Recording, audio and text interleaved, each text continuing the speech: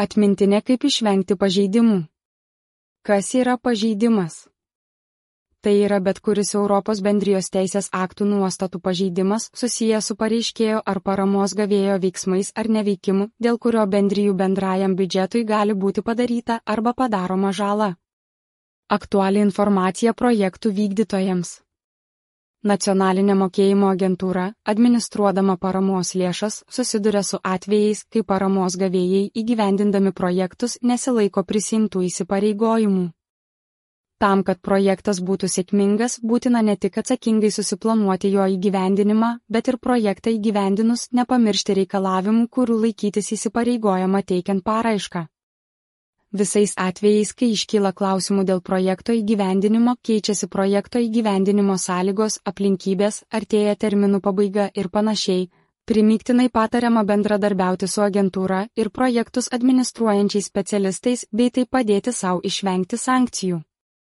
Siekiant išvengti pažeidimų, reikėtų susipažinti su teisės aktais, kurie susiję su prašoma ar gaunama parama. Prieš rengiant projektą reikia įvertinti galimą projekto riziką, sunkumus bei pasirūpinti patikimų finansavimo šaltinių projektui įgyvendinti.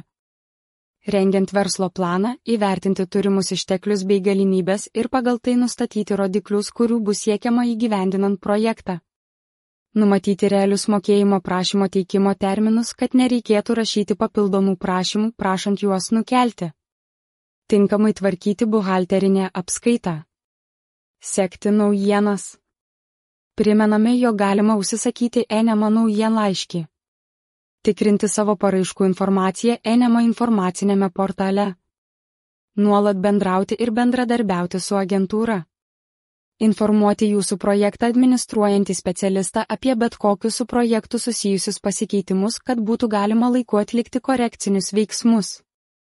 Jeigu įsigyjant investicijas būtina atlikti pirkimo procedūras, laikytis pirkimų taisyklėse nustatytų reikalavimų. Dažniausiai pasitaikantys pažeidimai. Dokumentuose pateikiama netiksli ar neteisinga informacija. Pavyzdžiui, už paramos lėšas įsigytos investicijos netinkamai apskaitomos, neįtraukiamos į ilgalaikio turto korteles ir panašiai.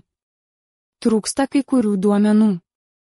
Pavyzdžiui, patikros metu projekto vykdytojas nepateikė technikos ar statinių registravimo dokumentų, taip pat prekių apmokėjimą, draudimą arba 3 draudimo bendrovių atsisakymus drausti patvirtinančių dokumentų. Tokiais atvejais projekto vykdytojui leidžiama pasitaisyti, tai yra nustatomas terminas, per kurį jis turi tvarkingą dokumentaciją pateikti agentūrai. Investicijų tapatumo ar identifikavimo numeriai dokumentuose, pateiktuose agentūrai, nesutampa su randamais patikros metu. Įsigyta įranga nėra sumontuota, ar yra nenaudojama. Projekto įgyvendinimo vietoje viešinimo standas nėra įrengtas arba įrengtas kito asmens ar įmonės nuosavybės teise valdomoje teritorijoje.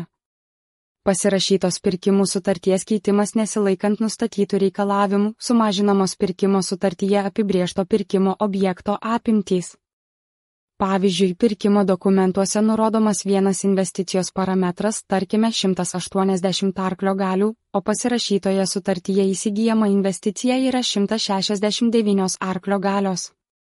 Pasirašyta pirkimo sutartis neatitinka pirkimo dokumentų ar tiekėjo pasiūlymo, tai yra skiriasi įsigyjamos technikos parametrai, nedetalizuojamas gyvulių amžius ir panašiai. Tikrinant investicijų įsigyjimo dokumentus nustatoma, jog buvo pažeista pirkimo sutartyse numatyta pristatymo ar apmokėjimo tvarka. Pavyzdžiui, pirkimo dokumentuose numatyta, kad apmokama bus po prekės pristatymo, o faktiškai padaromas avansinis mokėjimas. Pirkimo sutarčių pakeitimai iš anksto nesuderinti su agentūra. Projekto įgyvendinimo vietoje nerandama už paramos lėšas įsigytų investicijų. Už paramos lėšas įsigytas turtas įkeičiamas be agentūros sutikimo arba net vykdoma visai kita veikla, nei ta, kuriai buvo skirta parama. Už paramos lėšas įsigytas turtas naudojamas kitame ūkyje. Nesilaikoma reikalavimo drausti techniką nepertraukiamai visų kontrolės laikotarpiu. Kai projektui suteikti atrankos balai už vieną ar kitą atrankos kriterijų nepasiekiami ar neišlaikomi. Pavyzdžiui, projektui vertinimo metu buvo suteikti balai už dalyvavimą priemonėje augalų kaita, tačiau projekto vykdytojas per 1 metus nuo sutarties pasirašymo, kaip reikalaujama įgyvendinimo taisyklėse, šioje priemonėje taip ir nesudalyvauja. Svarbu siekti ir išlaikyti paraiškoje numatytus ekonominio gyvybingumo rodiklius, pavyzdžiui, skolos padengimo rodiklius. Kas gali nutikti, jei nustatomas pažeidimas? Netinkamai įgyvendinančiam ar įgyvendinusiam projektą paramos gavėjui yra taikomos ES ir Lietuvos Respublikos teisės aktuose numatytos sankcijos, išskyrus force majeure atvejus. Paramos sumažinimas, teikimo sustabdymas ar nutraukimas, sutarties nutraukimas arba reikalavimas grąžinti visą ar dalį sumokėtos paramos, apribojimas teikti paraiškas ar kitos priemonės.